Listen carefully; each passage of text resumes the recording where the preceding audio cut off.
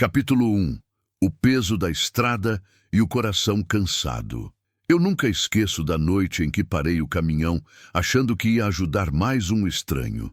E acabei salvando a mim mesmo. Meu nome é João Batista. Tenho 41 anos e a estrada é minha casa há mais tempo do que consigo lembrar. Caminhoneiro solteiro, desses que carregam a vida toda dentro da boleia. Uma muda de roupa, um terço pendurado no retrovisor, uma foto desbotada enfiada no painel e uma solidão que pesa mais que qualquer carga. Naquela madrugada de junho, eu cruzava um trecho esquecido da BR-153, entre Goiás e Tocantins. A estrada estava vazia, o tipo de vazio que dói nos ouvidos. Só o ronco constante do motor, o cheiro de diesel misturado com terra seca e o vento empurrando o mato nas beiradas do asfalto. O frio começava a morder, daquele jeito que a madrugada do cerrado tem, seco, cortante, que entra pelos ossos. Eu dirigia no automático, como sempre, mãos no volante, olhos na pista, cabeça longe, longe demais. A estrada virou minha fuga faz uns 5 anos, desde que perdi a Márcia. Câncer, rápido demais, violento demais. A gente tinha planos, sabe? Comprar um pedaço de terra no interior de Minas, plantar umas coisas, criar galinha, viver devagar. Eu ia parar de rodar. A gente ia envelhecer junto, daquele jeito simples que a vida devia ser. Mas a vida não pergunta se você está pronto. Márcia se foi em 4 meses. Eu segurei a mão dela até o último suspiro, no hospital de Anápolis, e quando saí de lá, não sabia mais quem eu era. A casa ficou vazia. O silêncio gritava. Então voltei para a estrada e nunca mais parei. Virei aquele caminhoneiro que aceita qualquer frete, qualquer horário, qualquer rota. Quanto mais longe, melhor. Quanto mais tempo no asfalto, menos tempo para pensar. Menos tempo para sentir o peso da cama vazia, do café feito para um só, das conversas que nunca mais vou ter. Mas tem algo que nunca mudou em mim. Mesmo com tudo isso, eu sempre fui de bom coração, daqueles que ainda param para ajudar, daqueles que carregam água extra no caminhão, que dão carona quando alguém precisa, que dividem o lanche, que emprestam o celular, que param para socorrer acidente. Márcia dizia que eu tinha coração mole demais para a estrada, que eu ia me meter em encrenca um dia. Ela tinha razão, como sempre. Mas era isso que me mantinha humano, sabe? Ajudar os outros. Porque quando você ajuda alguém, por alguns minutos você esquece da sua própria dor. Por alguns minutos você sente que ainda serve para alguma coisa. Naquela noite, eu vinha de Goiânia, rumo a Palmas, com uma carga de material de construção. Entrega para o dia seguinte, nada de especial. A estrada estava calma. O rádio tocava sertanejo baixinho. Aquelas modas antigas que me lembram de um tempo que não volta mais. 2 da manhã, frio, escuro, nenhum outro carro a quilômetros. Eu acendi um cigarro, coisa que faço quando a saudade aperta demais. O fumo subia devagar, se misturando com o bafo quente do painel. Olhei para o retrovisor, para o terço, para a foto da Márcia. "Tô indo, meu bem", eu disse baixinho, como sempre falo com ela quando tô sozinho. Mais uma noite, mais uma entrega. O vento bateu forte na lateral do caminhão. As cigarras cantavam no mato. E então, bem no fundo do peito, veio aquele aperto. Aquela coisa que não tem nome. Solidão misturada com cansaço, com vazio, com a sensação de que você tá vivendo no piloto automático, só cumprindo o protocolo. Eu suspirei fundo. Joguei o cigarro pela janela, e foi nesse exato momento que os faróis iluminaram algo na beira da estrada. Meu coração deu um pulo, pisei no freio, e tudo mudou. Fim do capítulo 1. Quer que eu continue com o capítulo 2? Continue e alongue o próximo 11.52. Capítulo 2. Encontro inesperado. Alguém na beira do asfalto. A primeira coisa que vi foram os olhos. Vários pares de olhos brilhando no escuro, refletindo a luz dos faróis como pequenas brasas verdes espalhadas pelo acostamento. Meu estômago se revirou. Não eram olhos humanos. Diminuí a velocidade devagar, o coração já batendo mais rápido, aquele tipo de batida que você sente na garganta. O caminhão roncou baixo enquanto eu me aproximava, e foi aí que a cena toda se revelou diante de mim, como um pesadelo iluminado pelos faróis altos. Uma mulher, de pé no meio da beira da estrada, braços abertos, corpo tremendo, e na frente dela, protegida, agarrada à barra do vestido da mãe, uma criança pequena. Não devia ter mais que 5, 6 anos. O choro baixinho da menina cortava a madrugada, abafado, cansado, como se já tivesse chorado tanto que a voz não saía mais, e ao redor delas, raposas, 6, talvez 7 raposas magras, famintas, cercando as duas como se fossem presas encurraladas. Elas se moviam devagar, cautelosas, farejando o ar, os focinhos apontados para mãe e filha. Não atacavam de uma vez, não precisavam. Sabiam que o tempo jogava a favor delas. Eu gelei por um segundo. Raposas não costumam atacar gente, mas aquelas estavam desesperadas, famintas, e o cheiro de comida espalhada no chão, restos de algum lanche, embalagens rasgadas, migalhas, tinha chamado elas do mato. E agora, com a criança chorando, com o movimento, com o medo no ar, elas cercavam. A mulher não recuava. Não podia recuar. Atrás dela só tinha o vazio da estrada, a escuridão, o perigo maior ainda. Ela mantinha os braços abertos, trêmula, machucada. Dava para ver que a perna esquerda sangrava, uma mancha escura molhando a calça rasgada. Mas ela não cedia. Se as raposas quisessem chegar na filha, teriam que passar por cima dela primeiro. E ela estava disposta a isso. Meu sangue ferveu. Não pensei. Não calculei, não pesei risco nenhum. Enfiei o pé no acelerador, liguei o farol alto na potência máxima e comecei a buzinar. O som rasgou a noite como um grito de guerra. O caminhão avançou uns 3 metros direto na direção dos animais e o ronco do motor explodiu no silêncio da madrugada. As raposas se assustaram, recuaram, mas não fugiram de uma vez. Ficaram ali, nas sombras, ainda esperando, ainda famintas, observando. Os olhos brilhavam no escuro, fixos, pacientes. Eu buzirei de novo, mais forte, mais longo. Vai embora! Gritei pela janela, mesmo sabendo que elas não entendiam. Sai daqui! Acendi e apaguei os faróis várias vezes rápido, criando clarões que cortavam a escuridão. Buzinei sem parar.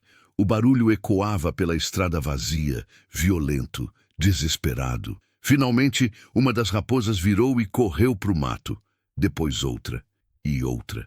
Em poucos segundos, todas tinham desaparecido de volta para a mata fechada, deixando apenas o silêncio pesado e o cheiro de terra seca no ar. Desliguei o motor. O silêncio voltou, mas agora era diferente. Carregado, tenso. Respirei fundo. As mãos tremendo no volante. O suor frio escorria pela testa. Meu coração batia tão forte que eu ouvia o pulso nos ouvidos. Olhei para frente. A mulher ainda estava de pé, braços abertos, protegendo a filha. Mas agora ela olhava para mim. Os olhos arregalados, brilhando de lágrimas contidas. A respiração ofegante. Ela não se mexia. Como se não acreditasse que o perigo tinha passado, como se ainda esperasse o pior. Abri a porta da cabine devagar, sem fazer barulho brusco, e desci. O frio da madrugada me bateu no rosto como um tapa. O chão de terra e asfalto rangia debaixo das botas. Dei alguns passos em direção a elas, devagar, as mãos levantadas, mostrando que eu não era ameaça. Tá tudo bem, eu disse, a voz rouca, ainda embargada pela adrenalina. Elas foram embora. Eu não vou fazer nada. Tô aqui para ajudar. A mulher me olhou por um longo segundo. Os olhos fundos, cansados, marcados por noites sem dormir. O rosto sujo de poeira e lágrimas, a perna sangrando, a mão ainda segurando firme a filha. Ela abriu a boca, mas nenhum som saiu. Só um suspiro trêmulo, quebrado. Foi quando a menina levantou a cabeça. Ela tinha olhos grandes, assustados, mas ainda brilhando com aquela inocência que só criança tem. O cabelo escuro grudado na testa suada, as bochechas vermelhas de tanto chorar. Ela olhou para mim e, pela primeira vez, parou de chorar. Moço, A voz dela era fininha, fraca. As raposas foram embora. Eu me ajoelhei ali mesmo, na terra, para ficar na altura dela. Senti o nó apertar na garganta. Foram, pequena. Respondi tentando sorrir, mesmo com o coração ainda disparado. Elas não vão mais voltar. Eu tô aqui agora. Vocês estão seguras? A menina olhou para a mãe, depois para mim, e então, devagar, soltou a barra do vestido e deu um passo na minha direção. A mãe segurou ela de leve, instintiva, mas não impediu. Eu estendi a mão. A menina pegou, e naquele momento algo mudou dentro de mim. Algo que eu achei que tinha morrido junto com a Márcia. Algo quente, vivo, pulsando. Levantei a menina no colo. Ela era leve, frágil, mas se agarrou em mim como se eu fosse a última tábua de salvação no meio do oceano.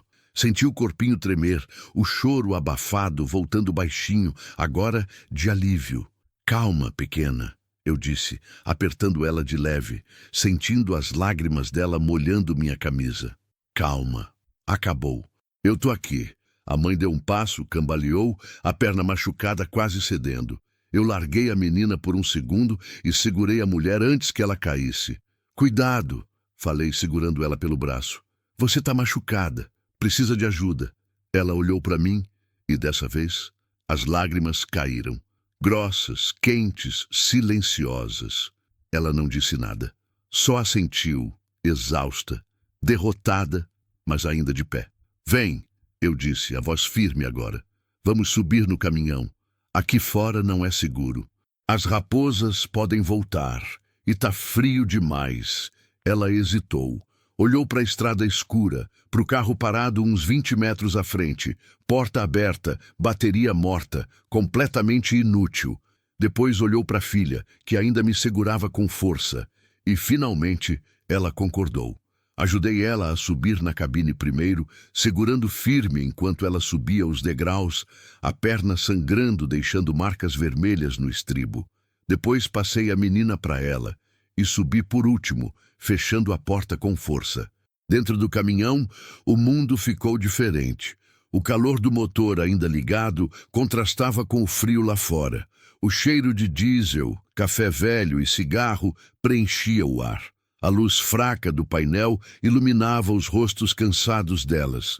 A mãe se acomodou no banco do carona, a filha no colo, ainda agarrada nela, mas agora mais calma. Eu fiquei parado por um segundo, só olhando para as duas. Sujas, machucadas, assustadas, mas vivas. Vivas. Puxei uma garrafa de água de trás do banco e ofereci. Bebe, eu disse. Devagar. A mulher pegou com as mãos trêmulas, abriu a tampa e deu um gole longo. Depois ofereceu para a filha, que bebeu com sofreguidão, como se não tomasse água há horas. Obrigada, a mulher disse finalmente, a voz rouca, quebrada. Obrigada. Eu não sei o que teria acontecido se você não... Ela não terminou. Não precisava. Eu balancei a cabeça, o nó na garganta apertando. Não precisa agradecer, respondi baixo. Eu só fiz o que qualquer um faria. Mas eu sabia que isso não era verdade. Muita gente teria passado direto. Muita gente nem teria visto. E por muitos anos eu também fui esse tipo de gente. Liguei o motor devagar. O ronco voltou constante, reconfortante. Olhei para o retrovisor, para a estrada escura atrás de nós, onde as raposas tinham sumido, onde o carro morto ainda estava parado, perdido, esquecido. Como é seu nome? Perguntei, virando para ela. Ela olhou para mim, os olhos ainda úmidos, mas agora com um brilho diferente. Gratidão, esperança frágil. Ana, ela respondeu. Meu nome é Ana, e essa aqui é a Clara. Olhei para a menina. Ela tinha tirado o rosto do colo da mãe e agora olhava para mim, curiosa, ainda assustada, mas menos. Ela segurava meu boné. Devia ter pegado sem eu perceber, e apertava ele contra o peito, como se fosse um brinquedo, uma proteção. Eu não tirei o boné dela, não ia tirar. João, eu disse, sentindo um peso imenso sair do peito. Meu nome é João Batista. E vocês agora tão seguras comigo. Ana fechou os olhos por um segundo, as lágrimas escorrendo de novo, mas dessa vez de alívio. Obrigada, João, ela sussurrou. Obrigada por não ter passado direto. Eu não respondi. porque se eu abrisse a boca, ia desmoronar. Coloquei a mão no câmbio, respirei fundo e retomei a estrada. A noite ainda era longa, e eu sabia que aquilo era só o começo. Fim do capítulo 2.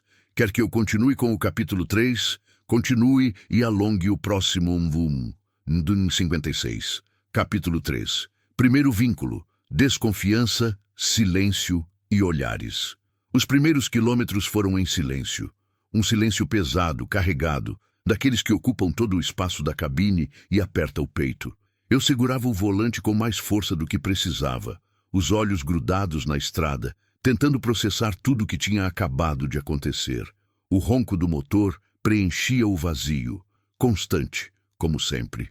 Mas dessa vez não era só eu e a estrada. Dessa vez tinha gente, gente de verdade, viva, respirando do meu lado. Ana estava encostada na janela, a cabeça apoiada no vidro embaçado, olhando para a escuridão lá fora.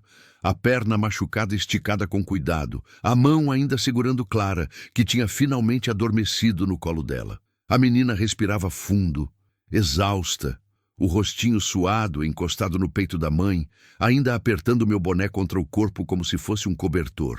Eu olhava de lado, rápido, tentando não ser invasivo, mas não conseguia evitar. Aquela cena mexia comigo de um jeito que eu não esperava. Uma mãe protegendo a filha, ferida, cansada, no limite, mas ainda de pé, ainda lutando. Era o tipo de coisa que a Márcia teria feito. Ela sempre quis ser mãe. A gente tentou por anos, mas nunca veio. E quando o câncer chegou, junto com ele veio a certeza de que nunca ia vir mesmo. Foi mais uma coisa que a doença tirou dela. Mais um sonho enterrado antes do tempo. Eu pisquei rápido, afastando as lembranças. Não era hora para isso. Limpei a garganta, tentando quebrar o silêncio. Sua perna... Comecei, a voz saindo rouca. Precisa cuidar disso. O corte tá feio. Ana não virou a cabeça. Continuou olhando para fora, como se eu não tivesse falado nada. Por um segundo, achei que ela não ia responder. Mas então, ela falou, baixinho, quase num sussurro. Eu sei. Mais silêncio. Eu não insisti. Não queria pressionar. Sabia reconhecer quando alguém estava no limite, quando qualquer palavra a mais podia ser demais. Então continuei guiando, devagar, sem pressa. A estrada seguia vazia, cortando o cerrado escuro. De vez em quando, os faróis iluminavam algum animal na beira. Um tatu, um cachorro do mato, sombras rápidas que sumiam antes de você ter certeza do que eram. O vento batia na lateral do caminhão, balançando a carroceria, e as cigarras cantavam sem parar, aquele som agudo que gruda na cabeça e não sai. Passamos por um vilarejo minúsculo, pouco mais que 5 casas de barro, um boteco fechado e uma igreja pequena, com a cruz iluminada por uma lâmpada fraca. Nenhuma alma viva. Tudo dormindo, tudo quieto. Eu tinha que decidir o que fazer. A entrega em Palmas ainda pesava na cabeça. Eu já estava atrasado. Mas como é que eu ia deixar essas duas sozinhas? Como é que eu ia simplesmente largar elas em algum posto ou hospital e seguir viagem como se nada tivesse acontecido? Não dava. Não conseguia. Não depois de tudo que eu tinha visto. Você tem para onde ir? Perguntei, quebrando o silêncio de novo, mas dessa vez com mais cuidado. Ana demorou para responder. Senti ela endurecer no banco, a respiração mudando, ficando mais curta. Não, ela disse finalmente. A voz tremia. Não tenho. Eu esperei. Sabia que tinha mais. Sempre tinha mais. Ela suspirou fundo, e quando falou de novo, parecia que cada palavra doía. A gente estava fugindo. Meu estômago apertou. Fugindo, repeti baixo, sem olhar para ela. Dele. Ana continuou, a voz quebrando. Do pai dela. Clara se mexeu no colo dela, resmungou algo no sono, mas não acordou. Ana passou a mão no cabelo da filha com carinho, um gesto automático, protetor. Ele... Ela pausou, engoliu seco. Ele batia, muito, em mim, e estava começando a olhar para Clara de um jeito que me deixava com medo. Minha mão apertou o volante com tanta força que os nós dos dedos ficaram brancos. Eu aguentei por muito tempo, Ana continuou, e agora as lágrimas escorriam livres, molhando o rosto sujo de poeira. Achei que ia melhorar, que ele ia mudar, mas só piorava. E quando ele levantou a mão para Clara pela primeira vez, eu soube que tinha que sair, que não dava mais para esperar. Ela fungou, limpou o rosto com as costas da mão.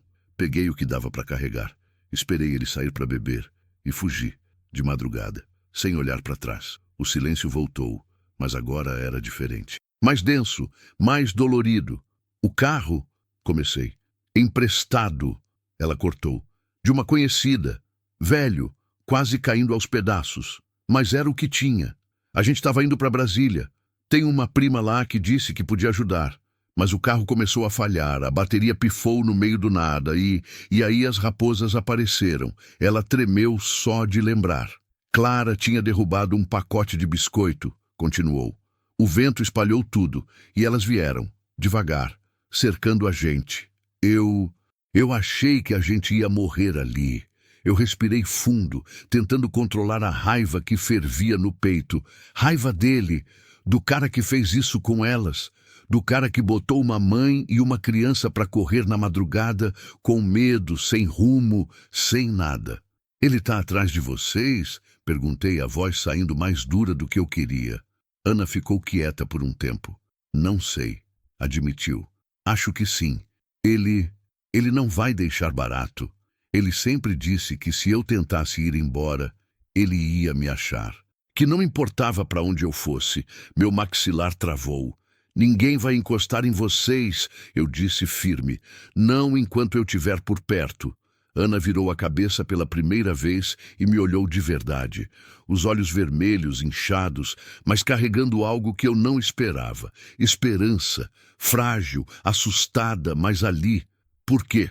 Ela perguntou, a voz trêmula. Por que você está fazendo isso? Você nem me conhece, nem conhece ela. A gente não é nada para você. Eu senti o nó na garganta apertar de novo. Por que eu estava fazendo isso? Não era só bondade, não era só empatia, era outra coisa, algo mais fundo, algo que eu tinha tentado enterrar junto com a Márcia. Porque comecei, mas a voz falhou. Respirei fundo, porque eu já deixei passar uma vez, já fingi que não vi, já virei a cara, e isso me destruiu por dentro. Eu não vou fazer de novo. Ana franziu a testa, confusa. Eu não expliquei. Não tinha forças para isso agora. Mas ela pareceu entender mesmo assim. Ela assentiu devagar, limpou as lágrimas e voltou a olhar para a estrada. Obrigada, ela sussurrou. De verdade, obrigada. Eu não respondi. Só continuei guiando. Mais alguns quilômetros em silêncio. Até que eu vi um posto de gasolina iluminado na frente, sozinho no meio do nada. Um daqueles postos velhos, de beira de estrada, com 2 bombas antigas, uma lojinha 24 horas e um banheiro nos fundos. Vou parar ali, avisei. Você precisa limpar esse corte. E a gente precisa de mantimentos. Ana olhou para frente, para o posto se aproximando e assentiu. Encostei o caminhão longe das bombas, num canto mais escuro, e desliguei o motor. O silêncio voltou, agora sem o ronco constante. Só o vento, as cigarras e a respiração suave de Clara dormindo. Fica aqui, eu disse baixo. Vou comprar umas coisas. Água, comida, curativo, não demoro. Ana me olhou, ainda desconfiada, mas cansada demais para discutir. Tá, ela disse. Desci da cabine devagar, fechando a porta sem fazer barulho para não acordar a menina. O ar frio da madrugada me bateu de novo, cortante. Acendi um cigarro, tragando fundo, tentando acalmar os nervos. Olhei de volta para o caminhão. Através do vidro, via a silhueta de Ana, imóvel, segurando a filha, protegendo, sempre protegendo. Algo se mexeu no meu peito. Não era pena, era reconhecimento. Joguei o cigarro no chão, pisei em cima e entrei na lojinha. O frentista, um senhor de uns 60 anos, barrigudo, de bigode grisalho, estava sentado atrás do balcão vendo um joguinho no celular. Levantou os olhos quando eu entrei.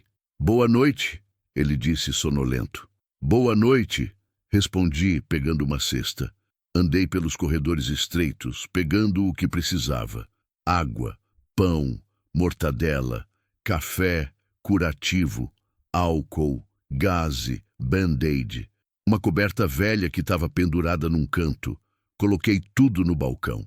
O frentista olhou para a pilha de coisas, depois para mim, curioso. Viagem longa? Perguntou, passando os produtos. Pode-se dizer. Respondi, seco. Ele assentiu, não insistiu. Gente da estrada aprende a não fazer muita pergunta. Paguei em dinheiro, peguei as sacolas e saí. Quando voltei para o caminhão, Ana ainda estava na mesma posição. Mas quando eu abri a porta, ela se assustou. O corpo todo tenso. Sou eu, avisei rápido. Relaxa. Ela suspirou, aliviada. Subi e entreguei uma garrafa de água e um pão. Come, falei. Você precisa. Ana hesitou, mas pegou. Comeu devagar, em silêncio, enquanto eu pegava o curativo. Deixa eu ver a perna, pedi. Ela ficou tensa de novo.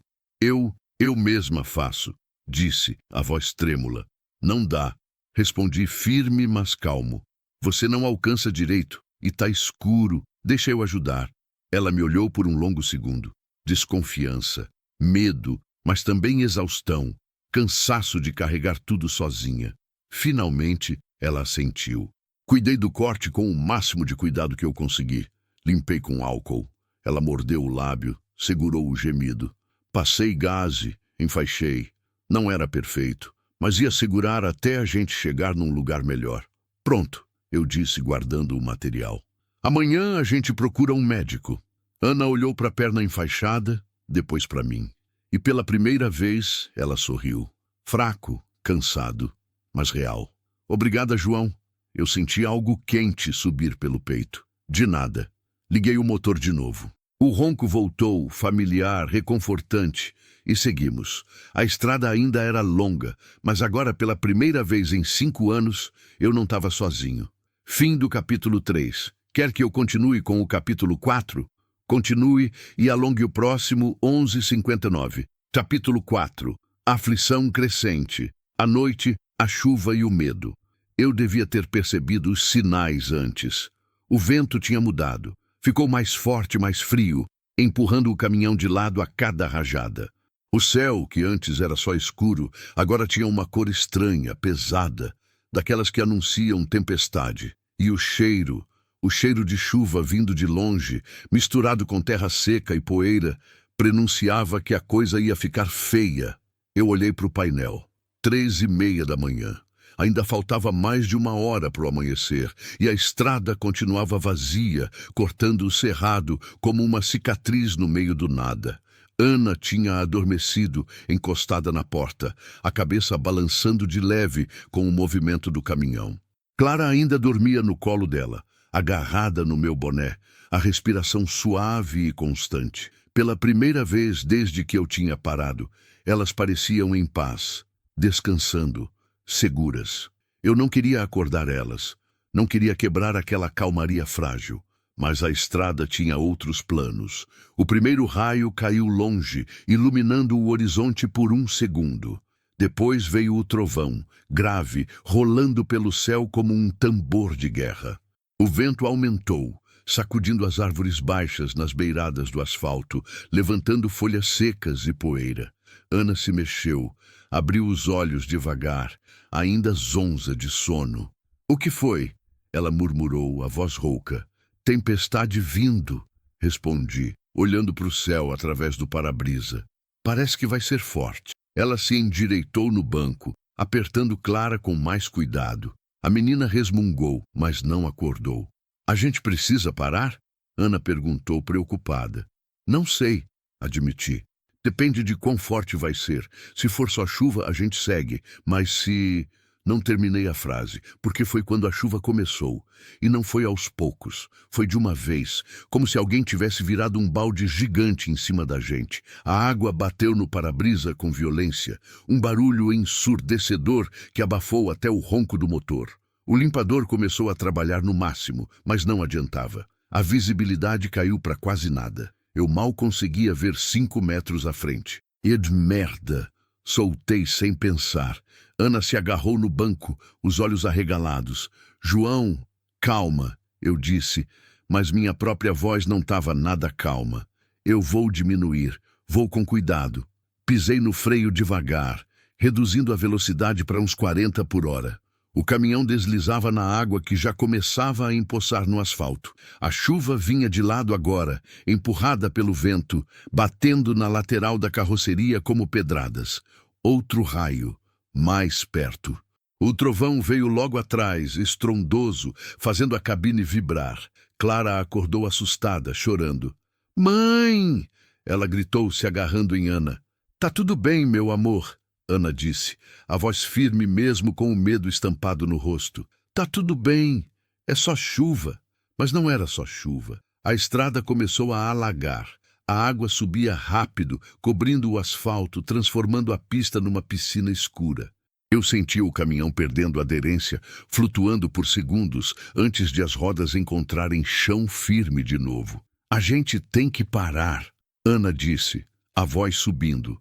João, a gente tem que parar. Não tem onde, respondi tenso, os olhos grudados na estrada. Não tem acostamento seguro aqui. Se eu parar no meio da pista e outro caminhão vier, não precisei terminar. Ela entendeu. Continuei guiando, devagar. Cada metro uma luta contra a água, o vento, a escuridão. O coração batia forte no peito, as mãos suadas no volante, todos os músculos tensos. Foi quando eu vi um vulto parado no meio da estrada. Freiei bruscamente. O caminhão derrapou na água, a traseira deslizando de lado. Ana gritou. Clara chorou mais alto. Eu segurei firme o volante, controlando o deslize, sentindo cada segundo durar uma eternidade. O caminhão parou, as rodas travadas, o motor roncando alto. E ali, iluminado pelos faróis, no meio da pista encharcada, um homem, de pé, imóvel, ensopado, olhando direto pra gente. Meu sangue gelou. Quem é aquele? Ana sussurrou, a voz tremendo. Não sei, respondi, mas o instinto já gritava. Perigo! O homem deu um passo à frente, devagar, depois outro, caminhando na nossa direção. Eu buzinei, forte, longo. Ele não parou. João! Ana apertou meu braço, os dedos cravando na pele. João, e se for ele? E se ele nos achou? Meu estômago despencou. Como ele saberia onde... Ele tem amigos! Ana cortou, a voz saindo num fio desesperado. Gente que trabalha na estrada, caminhoneiros. Ele pode ter pedido para alguém procurar. Pode ter. O homem continuava vindo.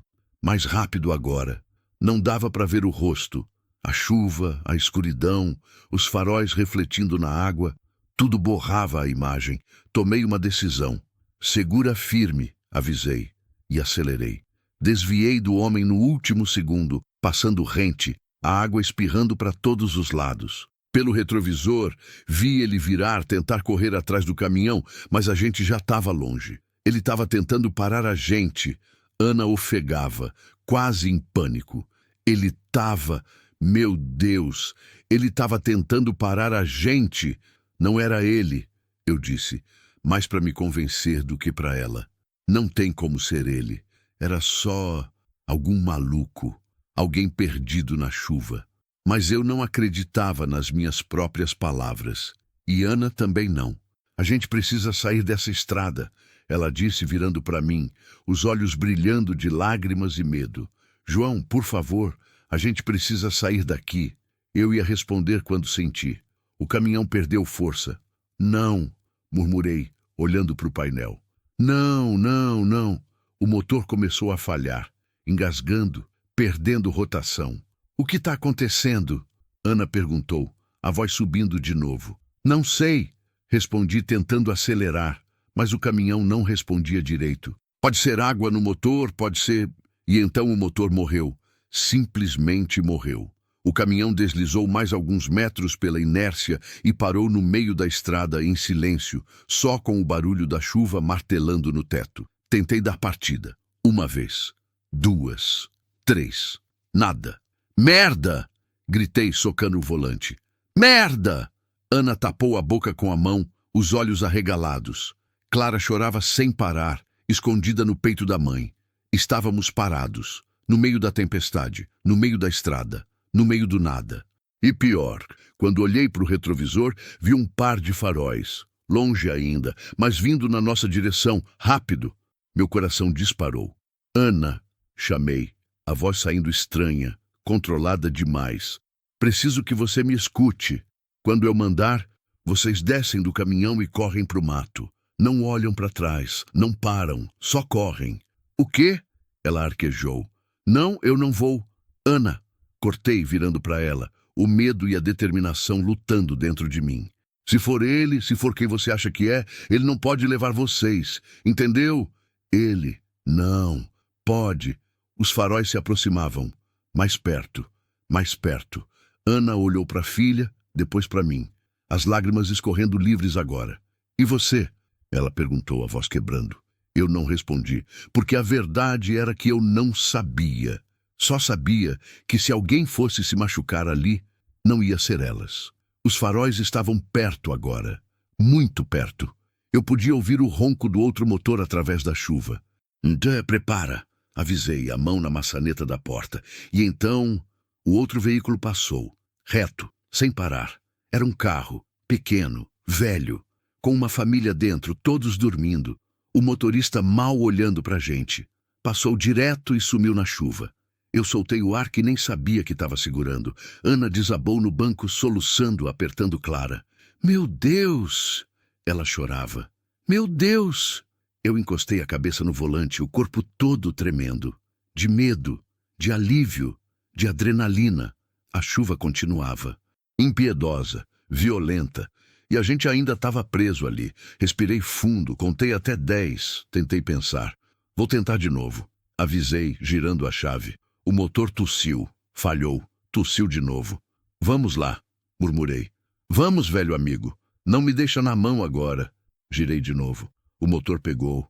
Ronco fraco, irregular, mas pegou.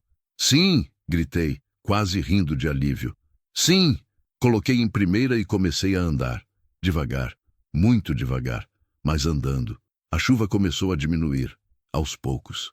De tempestade violenta para chuva forte, depois para chuva normal. E finalmente, uns 10 quilômetros à frente, virou garoa. O céu começou a clarear no horizonte, um tom cinza azulado anunciando o amanhecer. E ali, na frente, iluminado pela luz fraca da manhã nascendo, eu vi um vilarejo pequeno, umas 15 casas, uma igrejinha e uma placa velha desbotada. Bem-vindo a Santo Antônio do Cerrado. A gente vai parar aí, anunciei, a voz rouca de cansaço. Só por algumas horas, para descansar, para respirar. Ana assentiu, exausta demais para discordar. Entrei devagar no vilarejo. As ruas de terra estavam lamacentas, os moradores ainda dormindo. Achei uma praça pequena com uma árvore grande no meio e estacionei embaixo dela. Desliguei o motor. O silêncio voltou. Mas agora era um silêncio diferente. Não tinha mais chuva, não tinha mais medo, só cansaço. Olhei para Ana, ela olhou para mim, e sem dizer nada, a gente sabia. Aquela noite tinha mudado alguma coisa importante. Fim do capítulo 4. Quer que eu continue com o capítulo 5? Continue e alongue o próximo 12, 19. Capítulo 5, Memórias e Feridas. O passado que nunca foi embora. O amanhecer chegou devagar, tímido, pintando o céu de tons alaranjados e rosa que se espalhavam por cima das casas simples de Santo Antônio do Cerrado. A garoa tinha parado completamente, deixando só o cheiro de terra molhada e o som de água pingando dos telhados. Eu fiquei ali, sentado no banco do motorista, olhando pela janela embaçada, sem força para me mexer. O corpo doía inteiro, ombros, costas, pescoço, tudo tenso demais por tempo demais. As mãos ainda tremiam levemente, resquício da adrenalina que tinha percorrido minhas veias a noite inteira. Ana e Clara tinham adormecido de verdade agora. Ana recostada contra a porta, a cabeça torta num ângulo que ia doer quando ela acordasse, mas o rosto finalmente relaxado. Clara encolhida no colo dela, ainda segurando meu boné, a boca entreaberta, respirando fundo. Pareciam duas almas finalmente em trégua com o mundo, mesmo que só por algumas horas. Eu não conseguia dormir. Cada vez que fechava os olhos, via aquele homem parado no meio da estrada, iluminado pelos faróis, a chuva batendo nele, imóvel como uma aparição. Via as raposas cercando Ana e Clara. Via o motor do caminhão morrendo no pior momento possível. Via os faróis se aproximando pelo retrovisor. Meu coração ainda batia rápido só de lembrar. Abri a porta devagar, sem fazer barulho, e desci da cabine.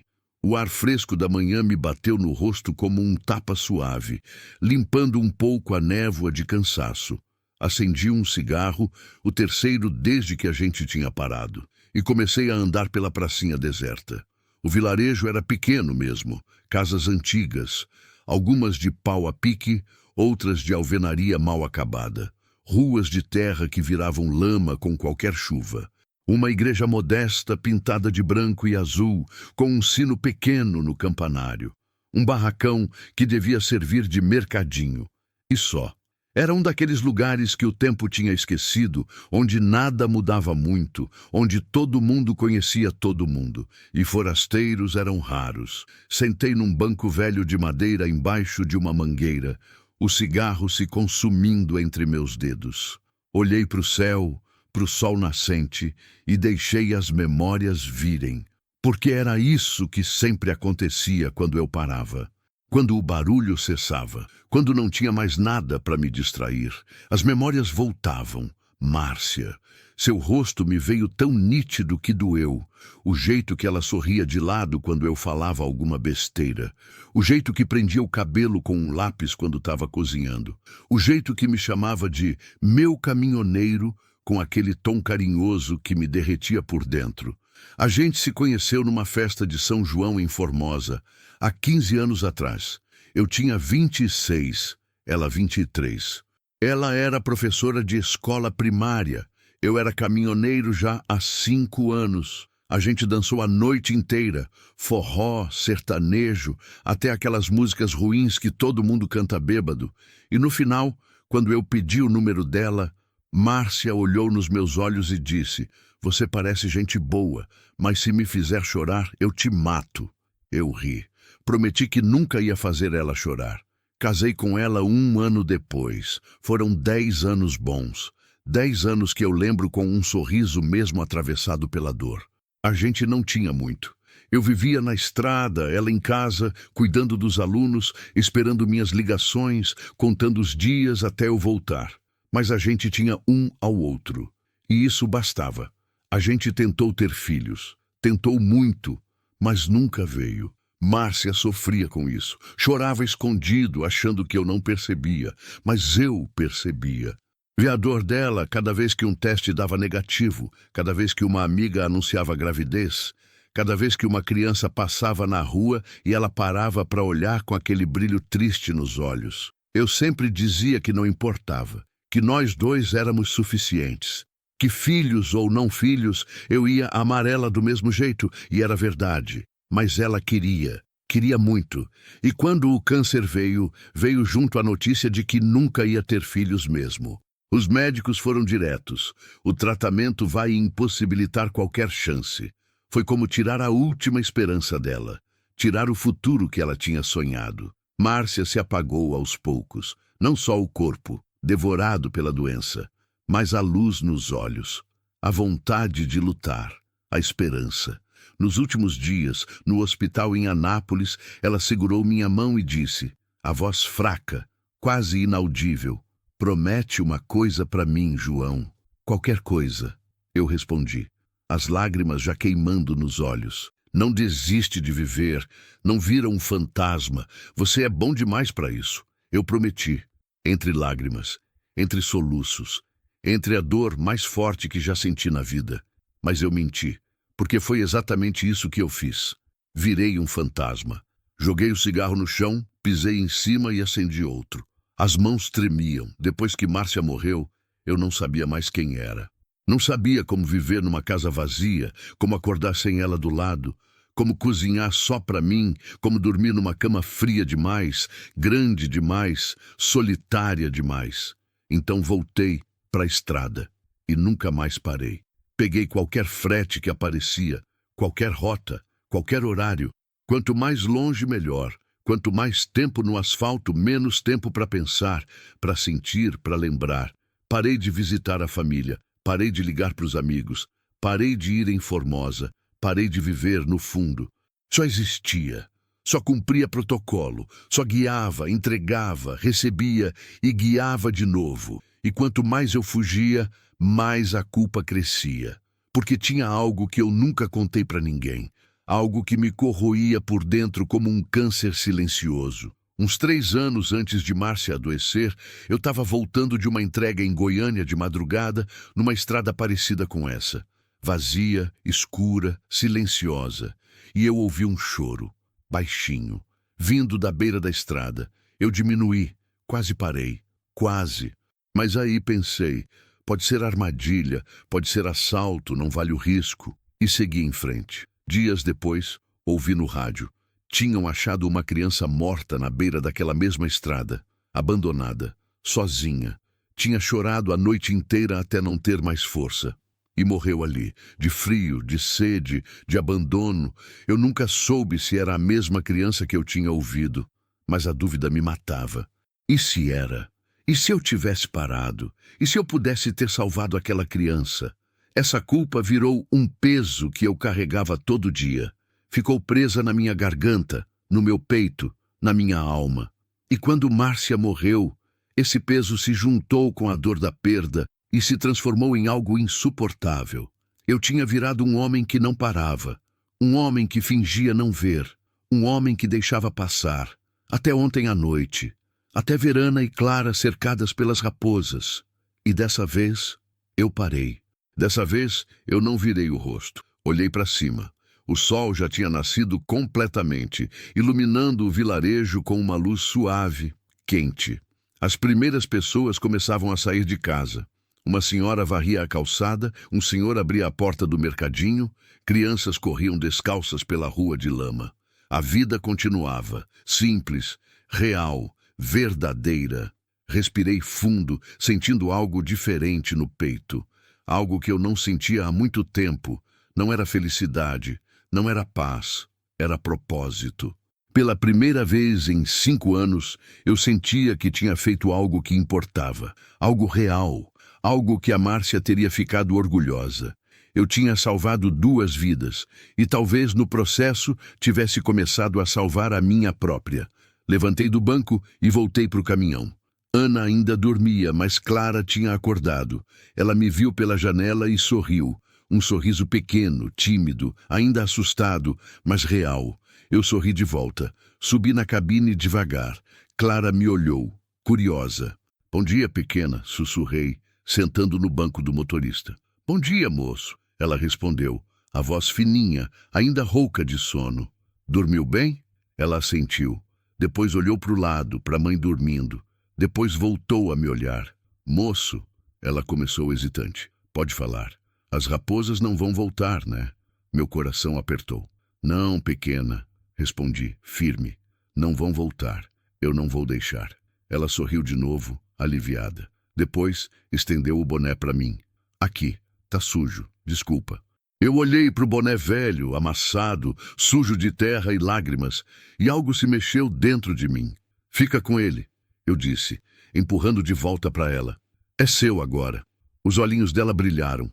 Sério, sério. Ela abraçou o boné contra o peito, feliz. E foi nesse momento que Ana acordou. Abriu os olhos devagar, se endireitou no banco, confusa por um segundo. Depois viu eu e Clara conversando, e relaxou. Bom dia, ela disse, a voz rouca. Bom dia, respondi. Ela olhou pela janela para o vilarejo iluminado pelo sol, depois de volta para mim. A gente conseguiu, ela disse quase sem acreditar. A gente sobreviveu. Eu assenti. A gente sobreviveu. Ela fechou os olhos por um segundo, suspirando fundo. Quando abriu de novo, estavam úmidos. João, por que você fez isso? Por que você arriscou tudo por nós? Eu fiquei quieto por um tempo, pensando, procurando as palavras certas. Porque, comecei, a voz falha.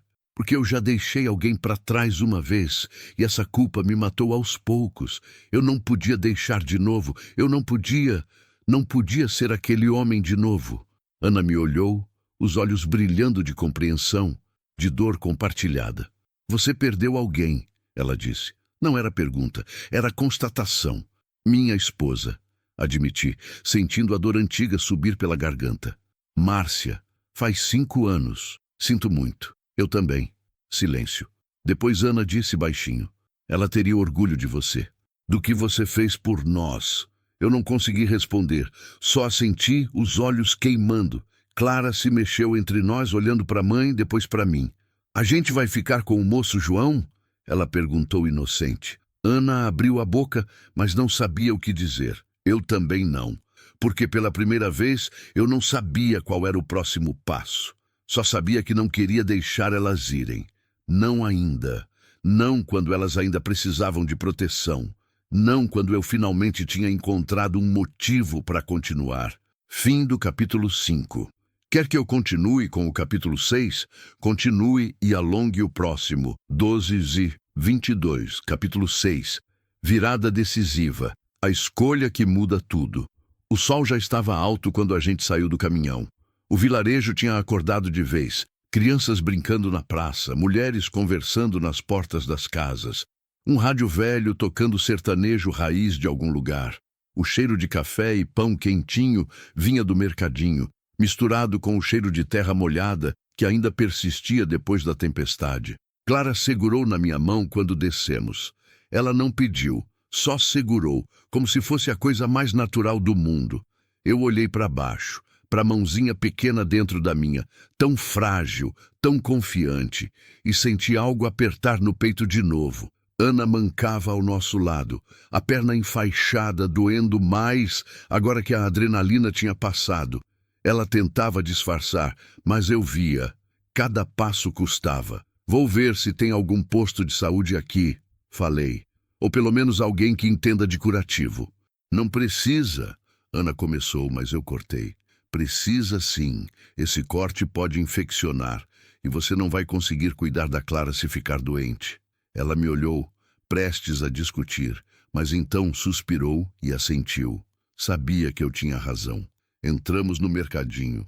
Era pequeno, apertado, com prateleiras de madeira velha cheias de produtos básicos. Arroz, feijão, óleo, café, biscoito. O cheiro de queijo curado e linguiça defumada dominava o ambiente. Atrás do balcão, um senhor de uns 70 anos, magro, de bigode branco e óculos de leitura na ponta do nariz, levantou os olhos quando entramos. Bom dia, ele disse, a voz arrastada, típica do interior.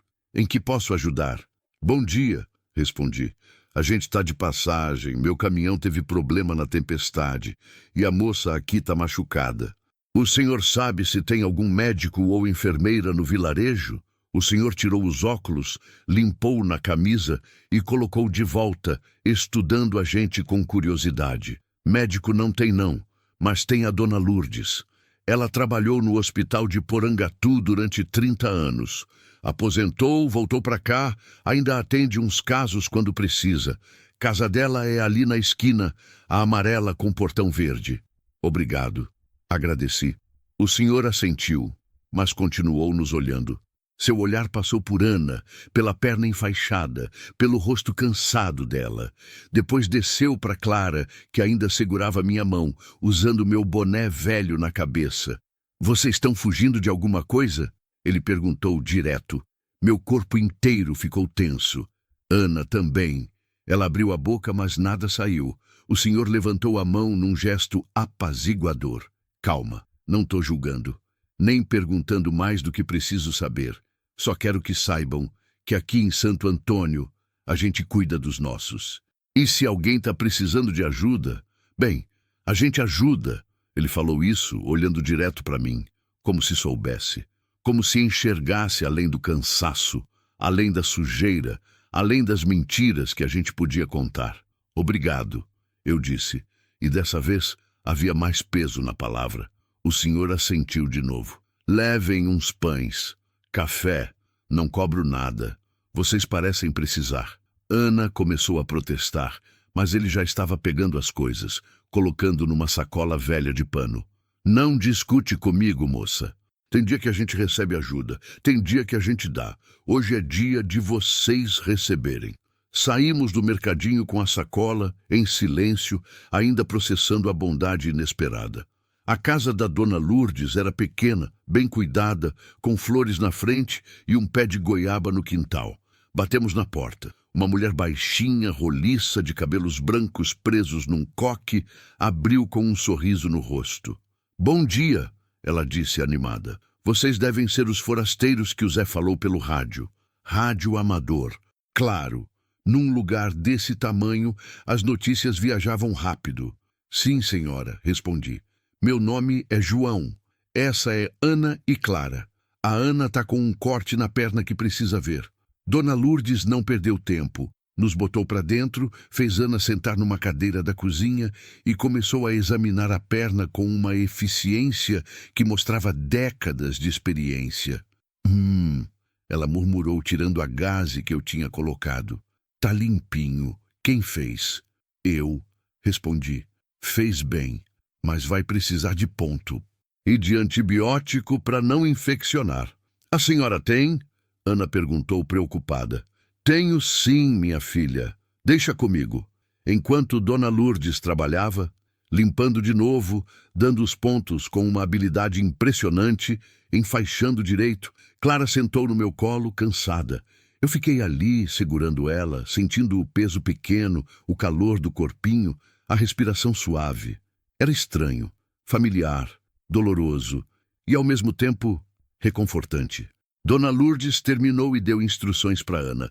Tomar o antibiótico direitinho, trocar o curativo todo dia, não forçar a perna.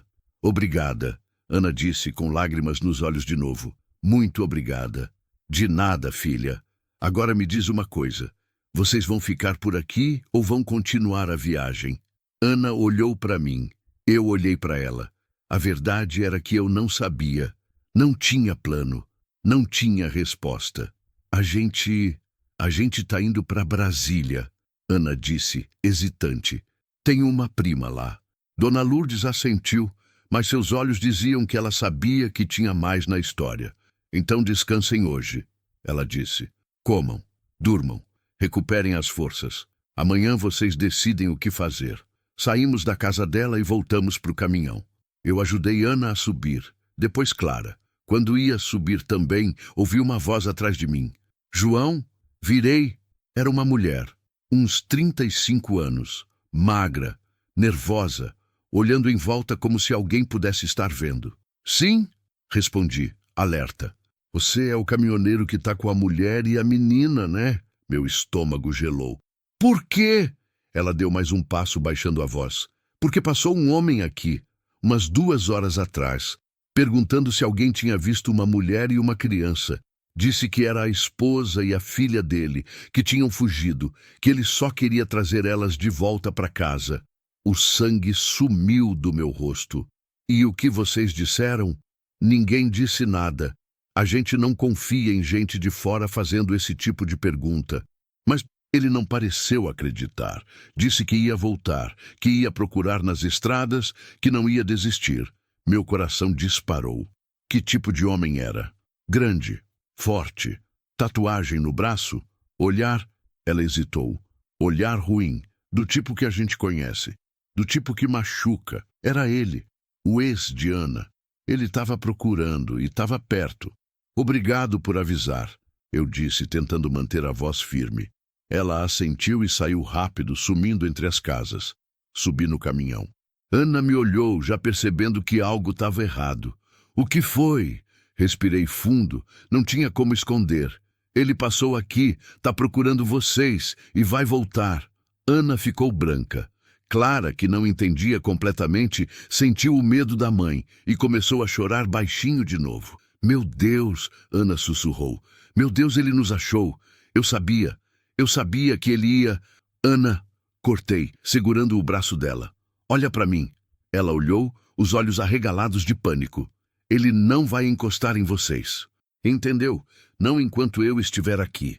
Mas, João, você não entende. Ele é violento, ele é perigoso, ele pode... Eu não me importo. Cortei de novo, firme. Eu não vou deixar ele levar vocês. Não vou. Por quê? Ela gritou desesperada.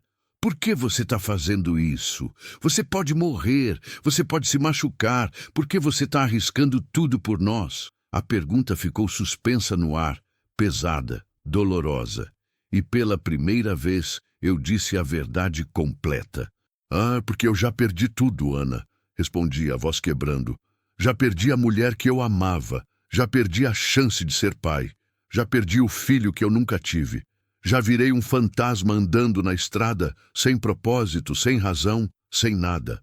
E aí vocês apareceram. E pela primeira vez em 5 anos, eu senti que minha vida tinha sentido de novo. Eu senti que eu podia ser útil, que eu podia salvar alguém, que eu podia... Minha voz falhou. Que eu podia ser o homem que a Márcia acreditava que eu era. As lágrimas escorriam pelo meu rosto agora, livres, sem controle. Então não, continuei. Não vou deixar ele levar vocês, porque se eu deixar, eu vou me perder de novo. E dessa vez, eu não vou conseguir voltar. O silêncio na cabine era absoluto. Só o som de Clara chorando baixinho e a respiração pesada de todos nós. Ana estendeu a mão, segurou a minha, apertou forte. Então a gente fica junto, ela disse, a voz firme agora, mesmo com as lágrimas. A gente enfrenta isso junto. Não importa o que venha. Eu olhei para ela, para o rosto cansado, mas determinado, para os olhos que já tinham visto tanto sofrimento, mas ainda brilhavam com esperança. E assenti. Junto. Clara parou de chorar. Olhou para mim, depois para a mãe. O moço João vai proteger a gente, né, mãe? Ana sorriu, mesmo com as lágrimas. Vai sim, meu amor. Ele vai. Liguei o motor. O ronco voltou, constante, confiável. Meu velho amigo. A gente não pode ficar aqui, eu disse. Se ele voltar, vai nos achar. Temos que sair, agora. Para onde? Ana perguntou. Eu pensei rápido. Brasília era óbvio demais. Ele ia adivinhar.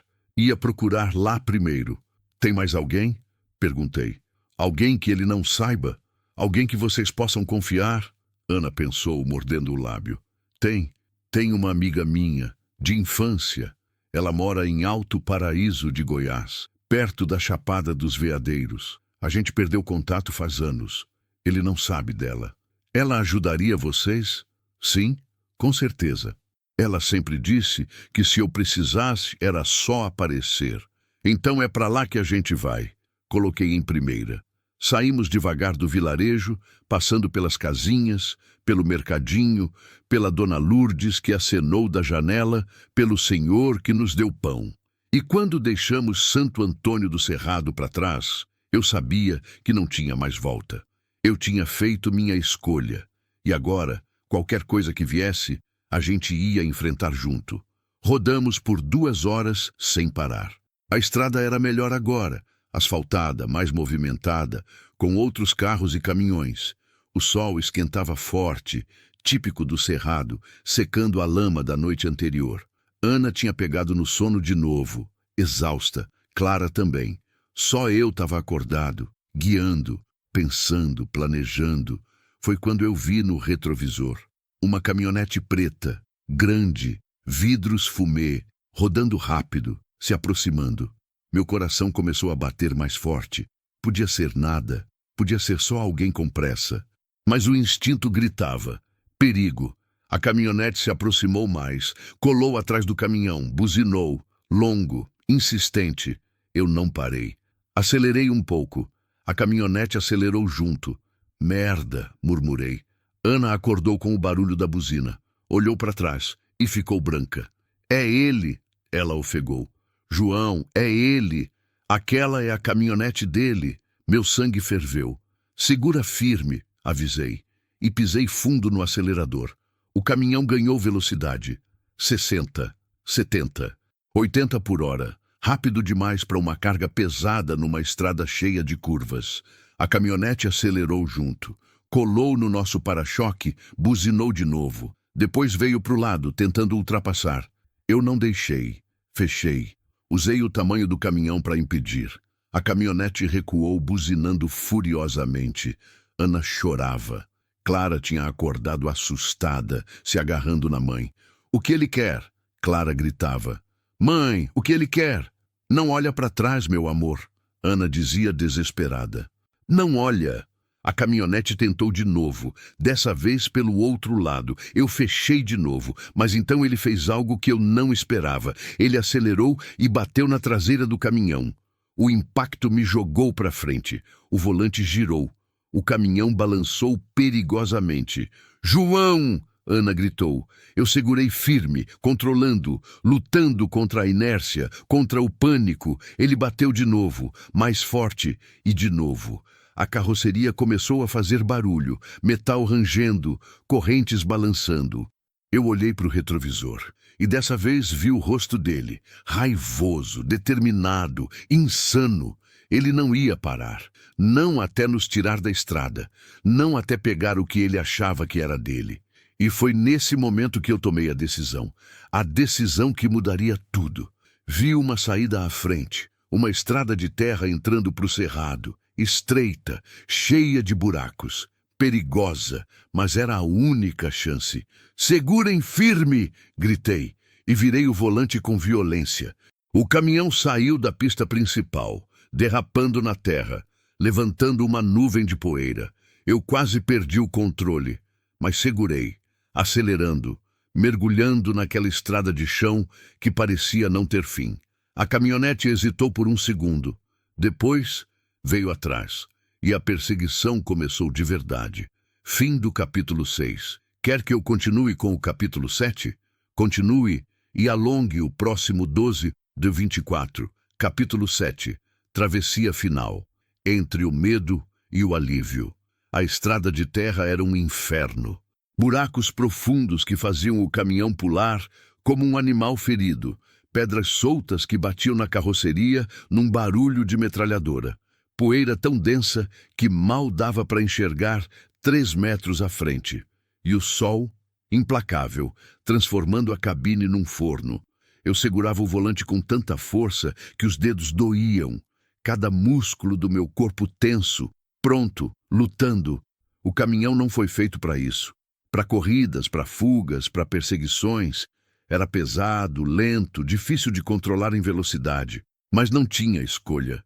Tinha que funcionar, tinha que aguentar, porque atrás de nós a caminhonete preta vinha com tudo. Ela era menor, mais ágil, feita para esse tipo de terreno. Ganhava terreno a cada segundo. Eu via pelo retrovisor, aquele vulto escuro se aproximando através da nuvem de poeira, persistente, incansável, como um predador que sentia o cheiro de sangue. Ana segurava Clara com tanta força que a menina gemia de dor. Mas Ana não soltava, não podia soltar. Se soltasse, se deixasse Clara escapar por um segundo, ela podia se machucar com a violência dos solavancos, com as freadas bruscas, com o caminhão pulando nos buracos. "Mãe, eu tô com medo." Clara chorava, o rostinho vermelho, suado, aterrorizado. "Eu sei, meu amor, eu sei." Ana repetia, a voz quebrada. "Mas o moço João vai tirar a gente daqui. Ele vai, ele vai."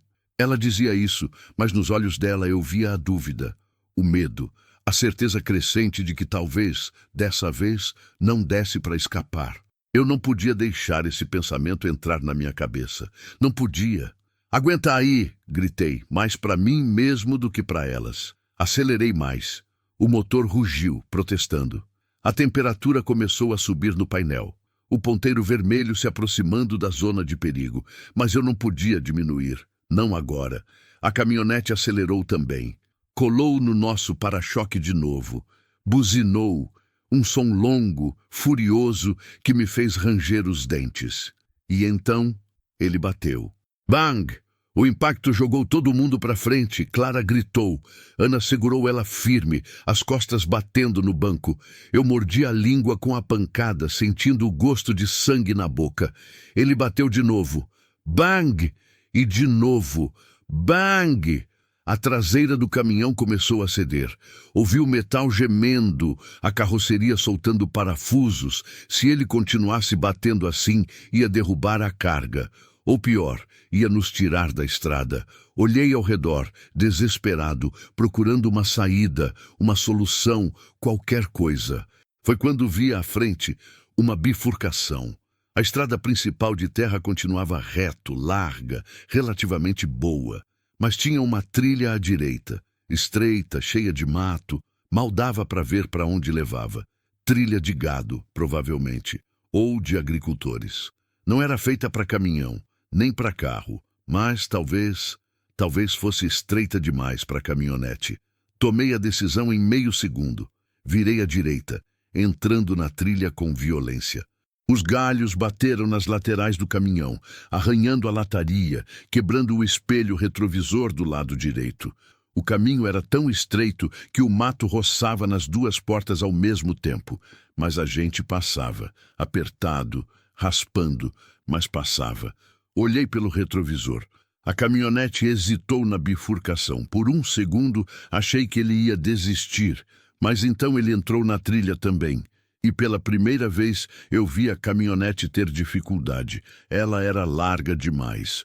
Os espelhos bateram no mato e quebraram. A lataria arranhava feio. Ele teve que diminuir para não bater de frente numa árvore. Ganhamos uns segundos. Preciosos segundos.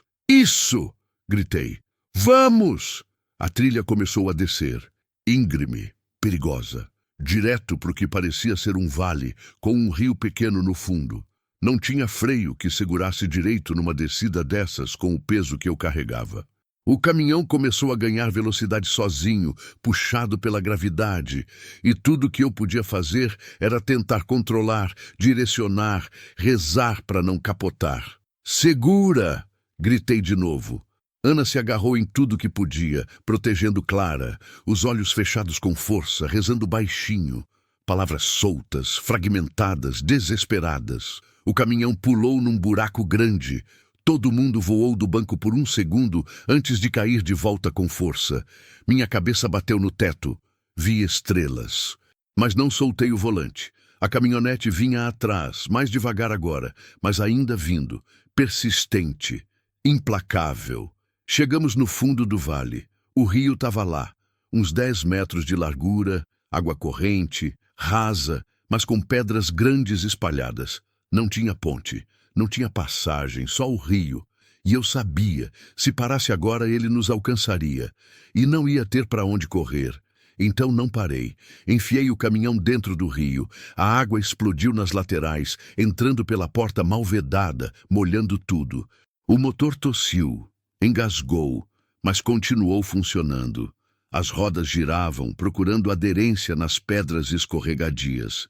O caminhão balançava perigosamente, inclinando para um lado, depois para o outro. Vai, vai, vai!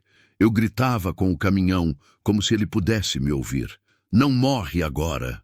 Por um segundo terrível, achei que a gente ia atolar, que o motor ia morrer ali no meio do rio, que a gente ia ficar preso, indefesos, esperando ele chegar. Mas então as rodas encontraram chão firme. O caminhão deu um solavanco violento para frente e saiu do outro lado do rio, subindo a margem, voltando para a terra seca. Olhei para trás. A caminhonete tinha parado na beira do rio. Ele não ia arriscar. Não com um veículo menor. Ia atolar com certeza. Vi a silhueta dele sair da caminhonete, parado ali, olhando para a gente através da água, através da distância. E então ele gritou. Não deu para entender as palavras pela distância, pelo barulho do motor e do rio. Mas a raiva, o ódio, a promessa de violência, essas eu entendi perfeitamente. Ana viu também. E soluçou, aliviada, aterrorizada, exausta. Ele não vai conseguir atravessar? Ela perguntou, a voz trêmula.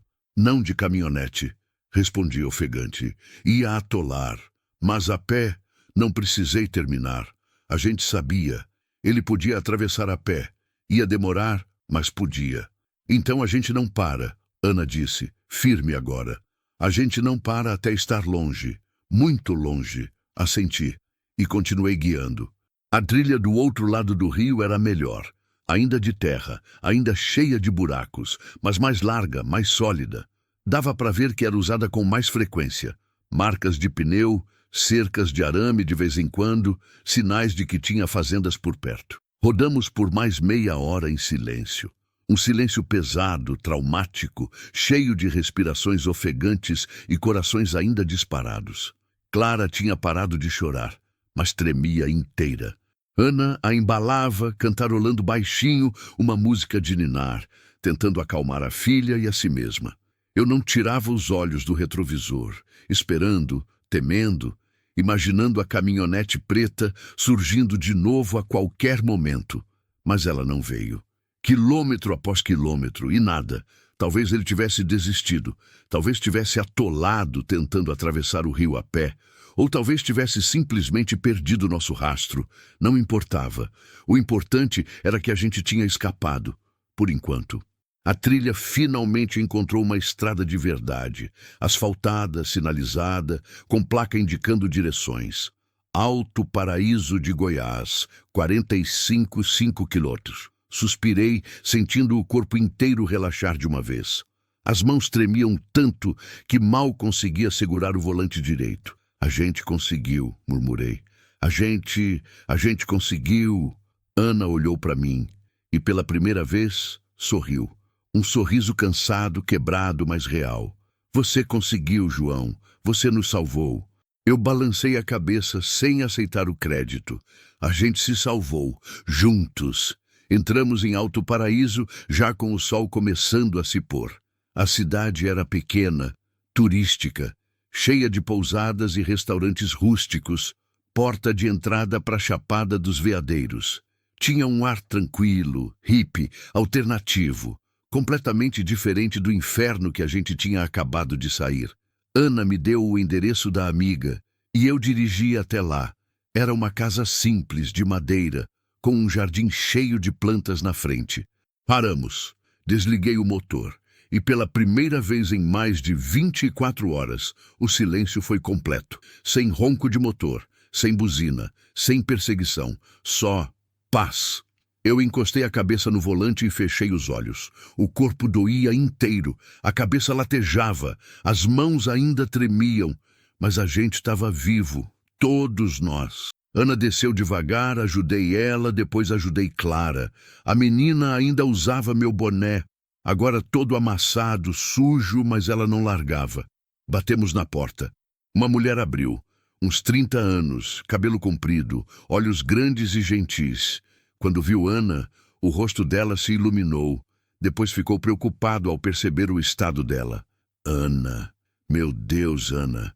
O que aconteceu? Ana não respondeu. Só desabou nos braços da amiga, soluçando, finalmente deixando tudo sair. Todo o medo, todo o trauma, toda a exaustão. A amiga segurou ela, olhou para mim e para Clara, entendeu sem precisar perguntar. Entra, ela disse. Entrem todos. Vocês estão seguros aqui. Dentro da casa tomamos banho, comemos, descansamos. A amiga de Ana, Júlia, não fez muitas perguntas. Só ofereceu abrigo, comida, proteção. Era o tipo de pessoa que entendia que, às vezes, perguntar demais só machuca mais. Clara dormiu quase imediatamente depois de comer, exausta demais para ficar acordada.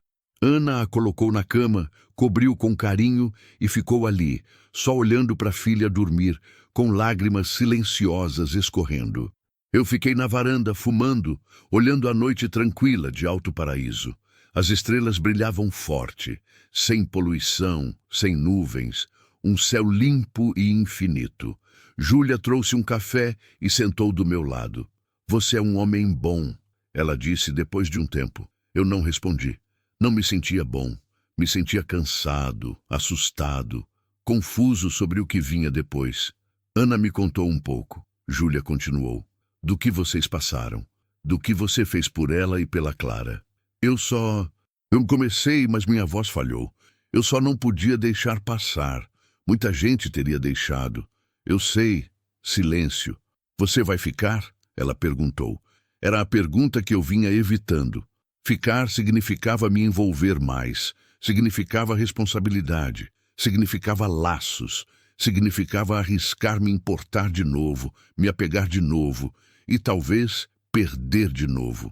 Mas ir embora significava voltar para a estrada vazia, para a solidão, para o vazio, para ser o fantasma de novo. Não sei, admiti. Não sei o que fazer. Ana apareceu na varanda nesse momento. Ela tinha tomado banho, trocado de roupa, parecia mais humana. Mas os olhos ainda carregavam tudo. O trauma, o medo e algo mais. Gratidão. João, ela chamou baixinho. Eu me levantei. Júlia entendeu o recado e entrou, nos deixando sozinhos. Ana se aproximou, parou na minha frente e pela primeira vez me olhou de verdade. Não como estranho, não como salvador, mas como pessoa. Eu não sei como agradecer, ela começou. Não sei nem por onde começar. Você arriscou tudo. Sua vida, seu trabalho, tudo. Por nós, sem nem me conhecer. Você não precisa. Preciso sim, ela cortou firme. Porque você não só salvou a gente daquelas raposas, João. Você salvou a gente dele, do homem que ia nos destruir aos poucos. Você nos deu uma chance de recomeçar, de viver sem medo. E isso não tem preço. Eu senti o nó na garganta de novo. Eu só fiz o que achei certo. Você fez mais que isso, Ana disse, e agora as lágrimas caíam de novo. Você me mostrou que ainda existe bondade, que ainda existe gente disposta a ajudar sem pedir nada em troca. Você me deu esperança de novo, João, esperança que eu achei que tinha perdido. Ela pegou minha mão, apertou. Obrigada, do fundo do coração. Obrigada. E então, antes que eu pudesse responder, ela me abraçou. Foi um abraço apertado, desesperado, cheio de tudo que palavras não conseguiam dizer. E eu, depois de 5 anos sem abraçar ninguém de verdade, abracei de volta. E chorei. Chorei por Márcia, pelos anos perdidos, pela criança que eu não salvei, pelo fantasma que eu tinha virado e pela segunda chance que eu tinha recebido sem merecer. Ficamos ali, abraçados, chorando juntos até não ter mais lágrimas, até só restar silêncio. E pela primeira vez, um silêncio que não doía. Fim do capítulo 7. Quer que eu continue com o capítulo 8, o capítulo final? Continue e alongue o próximo 12:27. Capítulo 8. Novo caminho. Quando a estrada deixa de ser fuga. Eu acordei com o sol batendo no rosto. Levei um segundo para lembrar onde estava. A casa de Júlia. Alto paraíso. Longe do perigo. Longe dele. Seguro. Sentei devagar no sofá onde tinha dormido. As costas reclamando, os músculos ainda doloridos de tudo que tinha acontecido. Quanto tempo fazia? 2 dias? 3? Parecia uma vida inteira. A casa estava quieta, silenciosa. Só o som de pássaros lá fora e o vento suave balançando as árvores. Cheiro de café vinha da cozinha, misturado com o aroma de pão quentinho. Me levantei, esfregando o rosto, tentando despertar completamente. Caminhei até a cozinha e encontrei Júlia preparando o café da manhã. Bom dia, ela disse sorrindo. Dormiu bem? Como uma pedra, admiti. Fazia tempo que eu não dormia assim, imagino. Café? Por favor. Ela me serviu. Café forte, escuro, do jeito que eu gostava. Tomei o primeiro gole e senti a vida voltando para o corpo. Ana e Clara? Perguntei. Ainda dormindo. Elas precisam. Depois de tudo, ela não terminou. Não precisava. Fiquei ali, tomando café em silêncio, olhando pela janela. A vista era bonita. Montanhas ao longe. Céu azul sem uma nuvem. Verde por todo lado. Tão diferente da estrada cinza e solitária que eu tinha vivido nos últimos anos. Você vai ficar? Júlia perguntou de novo, a mesma pergunta da noite anterior. Eu respirei fundo. Tinha pensado nisso a noite inteira antes de finalmente dormir. Pensado em todas as razões para ir embora e todas as razões para ficar. Não sei, respondi, honesto. Tenho uma entrega atrasada em Palmas, tenho compromissos, tenho uma vida vazia esperando na estrada. Ela cortou, gentil, mas direta. Eu olhei para ela. Nos olhos dela vi compreensão, não julgamento, só verdade. É, admiti baixinho. É isso mesmo. Então talvez seja a hora de parar de fugir, João. Talvez seja a hora de construir algo novo. Antes que eu pudesse responder, ouvi passos leves atrás de mim. Virei. Clara estava ali, de pijama, o cabelo bagunçado de sono, ainda segurando meu boné velho. Ela me viu e sorriu. Um sorriso tímido, mas genuíno. Bom dia, moço João. Algo derreteu no meu peito. Bom dia, pequena. Dormiu bem? Ela assentiu, depois caminhou até mim e, sem avisar, subiu no meu colo. Encostou a cabecinha no meu peito e ficou ali, quietinha, só aproveitando o contato, a segurança. Eu fiquei imóvel por um segundo, sem saber o que fazer. Fazia tanto tempo que eu não tinha uma criança no colo. Tanto tempo que eu não sentia esse peso pequeno, esse calor, essa confiança absoluta. Então, devagar, passei o braço ao redor dela. Segurei ela de leve, e algo dentro de mim, algo que tinha ficado congelado por 5 anos, começou a derreter. Você não vai embora, né? Clara perguntou, a voz abafada contra minha camisa. A pergunta me atingiu como um soco no estômago. Eu comecei, mas não sabia o que dizer. Por favor, não vai. Ela continuou, apertando mais. Você é como um pai de verdade, que protege, que cuida, que não machuca. Senti meus olhos queimarem. Clara, minha voz saiu quebrada. Você salvou a gente, ela disse, levantando a cabecinha para me olhar. Os olhos grandes, sinceros, brilhando. Você é um herói, o meu herói. E foi nesse momento que eu soube. Não podia ir embora. Não dessa vez. Não dessas duas. Ana apareceu na cozinha meia hora depois. Ela parecia melhor, mais descansada, mais forte, como se o peso de anos tivesse diminuído um pouco durante a noite. Ela viu Clara no meu colo e sorriu, um sorriso cheio de significado. Bom dia, ela disse. Bom dia, respondemos juntos, eu e Júlia. Ana se serviu de café e sentou com a gente. Por um tempo ficamos ali, todos em silêncio confortável, só existindo juntos, aproveitando a paz. Foi Ana quem quebrou o silêncio. João, eu preciso falar uma coisa. Olhei para ela. Tinha algo no tom de voz, algo importante. Pode falar. Ela respirou fundo, juntando coragem. Júlia conversou comigo hoje de manhã cedo. Ela tem uma pousada pequena aqui perto. Precisa de ajuda para administrar, para fazer reparos, para cuidar do lugar. Ela ofereceu trabalho para mim e um lugar para a gente ficar. Eu e Clara. Meu coração apertou, felicidade por elas e ao mesmo tempo vazio, porque significava que meu papel tinha acabado, que era hora de ir embora. Isso é ótimo, Ana, eu disse, forçando um sorriso. Vocês merecem isso.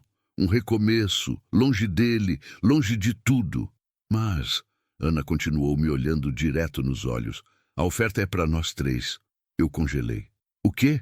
Júlia precisa de alguém para fazer os reparos pesados, consertar coisas, cuidar da manutenção. E Ana pausou, a voz tremendo. Eu preciso de alguém em quem confiar, alguém que cuide de nós, alguém que seja família.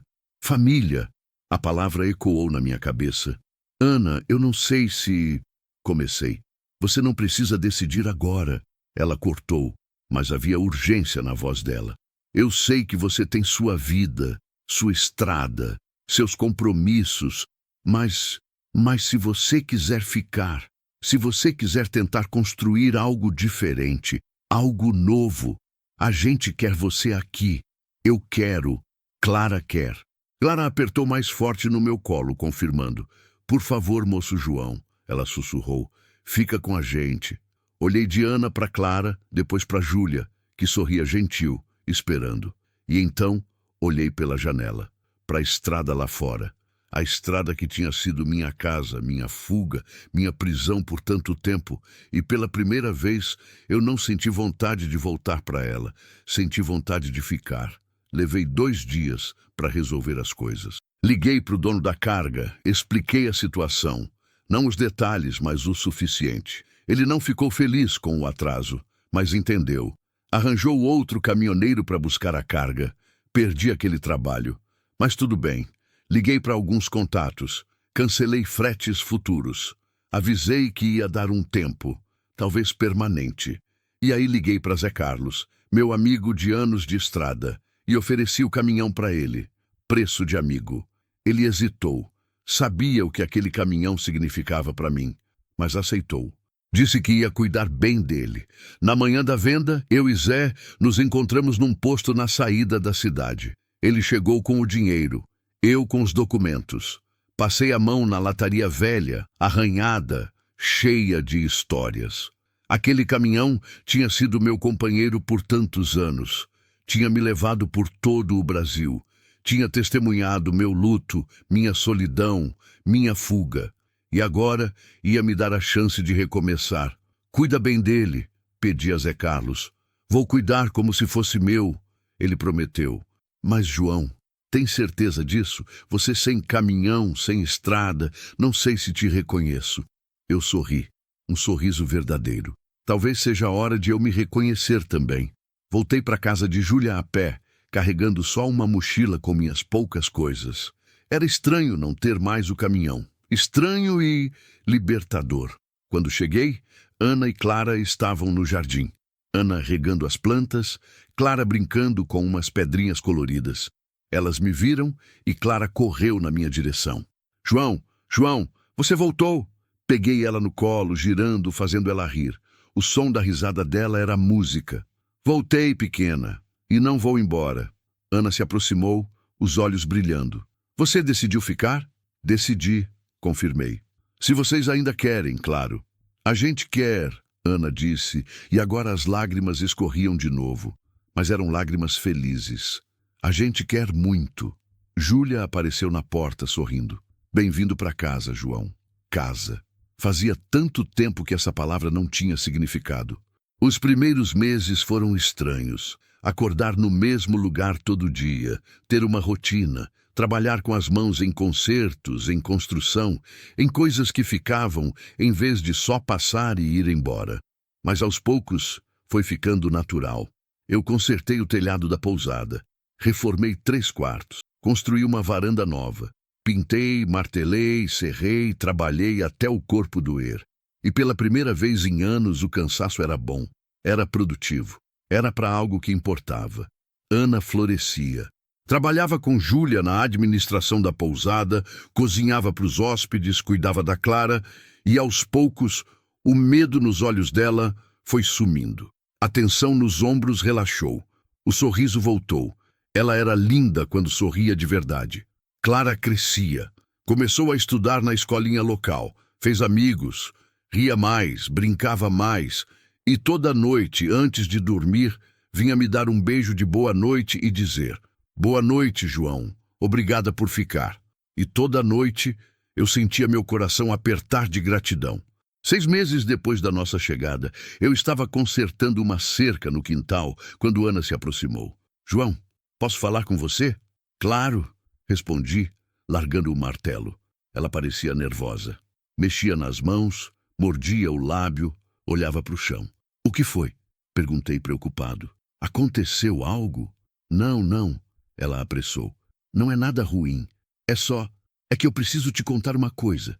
E não sei como você vai reagir. Meu estômago apertou. Pode falar. Ela respirou fundo. Então disse: recebi notícia do advogado hoje. Ele assinou os papéis. O divórcio saiu e ele concordou em abrir mão da guarda da Clara. Sem luta, sem processo. Meu coração disparou. Sério? Como? Por quê? Ana sorriu, mas era um sorriso triste. Acho que ele finalmente entendeu que não ia ganhar, que a gente tinha sumido de verdade, que não valia a pena lutar. Ou talvez ele tenha encontrado outra pessoa para atormentar. Ela pausou, limpou uma lágrima. Eu tô livre, João.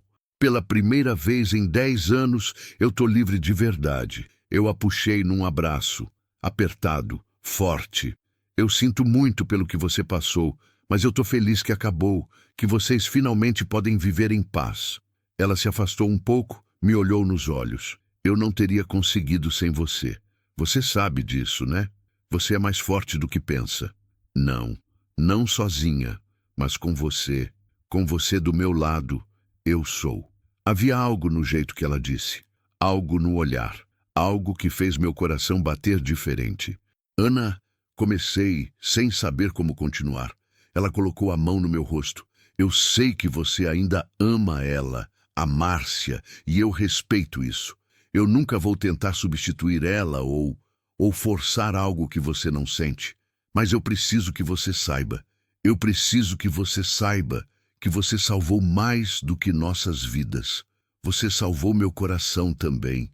Me mostrou que ainda existe homem bom, que ainda dá para confiar, que ainda dá para sentir de novo. Eu segurei a mão dela contra meu rosto. Eu não sei se estou pronto, Ana. Não sei se consigo amar de novo. Não do jeito que eu amava ela. Eu não estou pedindo isso, Ana disse gentil.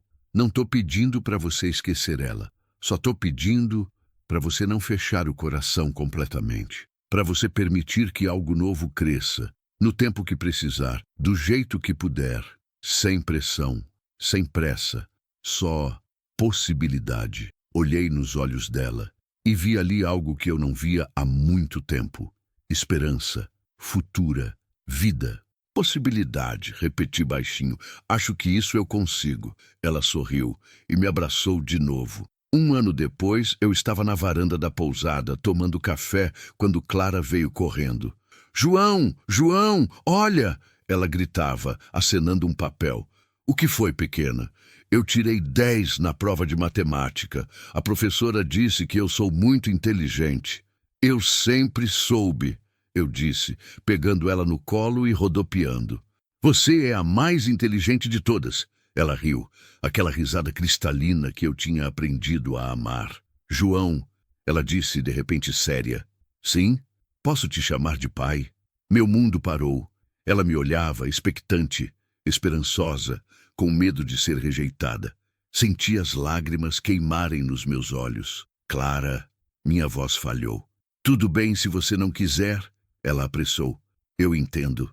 Eu só queria que você soubesse que para mim, você é meu pai. O único pai de verdade que eu já tive. O pai que me salvou, que me protegeu, que ficou.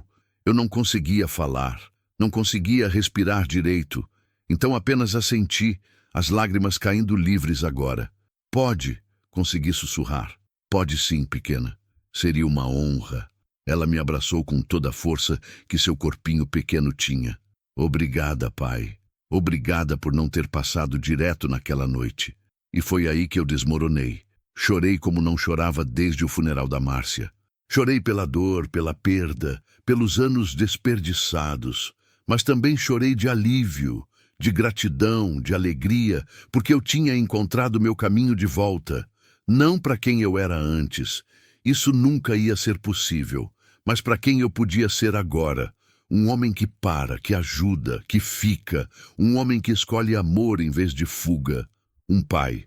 Naquela noite, eu fui até o quarto e peguei a foto da Márcia que eu sempre carregava. Olhei para ela por um longo tempo. Eu espero que você entenda, falei baixinho com a foto. Eu nunca vou te esquecer. Você sempre vai ser meu primeiro amor, minha primeira família. Mas eu acho que está na hora de deixar meu coração bater de novo, de viver de novo, do jeito que você me pediu. Beijei a foto e a coloquei na gaveta, não enterrando as memórias, só guardando elas com carinho, enquanto construía novas. Ana apareceu na porta. Tá tudo bem? Olhei para ela. E pela primeira vez, deixei a possibilidade entrar completamente. Tá tudo bem, respondi. Tá tudo finalmente bem. Ela entrou, pegou minha mão, e a gente ficou ali, em silêncio, só existindo juntos. E lá fora, na estrada distante, um caminhão passou, o ronco do motor ecoando na noite. Mas dessa vez, eu não senti vontade de correr para ele, porque minha estrada agora era essa. Uma estrada feita de dias comuns, de café da manhã em família, de risadas de criança, de concertos no telhado, de pôr do sol na varanda, de mãos dadas, de segundas chances. Uma estrada que não fugia da dor, mas que seguia em direção ao amor. E pela primeira vez em muitos anos, eu olhei para o futuro e não vi vazio. vi esperança, vi casa, vi família, vi vida. 3 anos depois, o sino da igrejinha de Alto Paraíso tocou suave na tarde ensolarada. Eu estava parado na frente do altar, nervoso, suando frio, o terno apertando um pouco. Fazia anos que eu não usava terno. Zé Carlos estava ao meu lado como padrinho, dando tapinhas no meu ombro. Respira, João, respira. Tô respirando, murmurei, mas não estava convencido. A música começou, a porta da igreja se abriu e Ana entrou. Simples, bonita, um vestido branco discreto, flores no cabelo, sorriso no rosto. E ao lado dela, segurando sua mão, usando um vestidinho cor-de-rosa e meu boné velho, porque ela insistiu. Clara, minha filha. Elas caminharam até mim.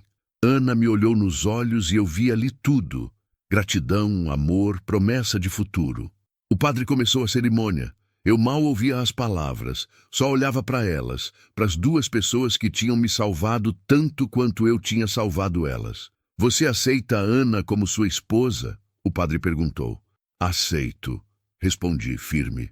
E você aceita João como seu esposo? Aceito, Ana disse sorrindo. Trocamos alianças, simples, baratas, mas significavam tudo.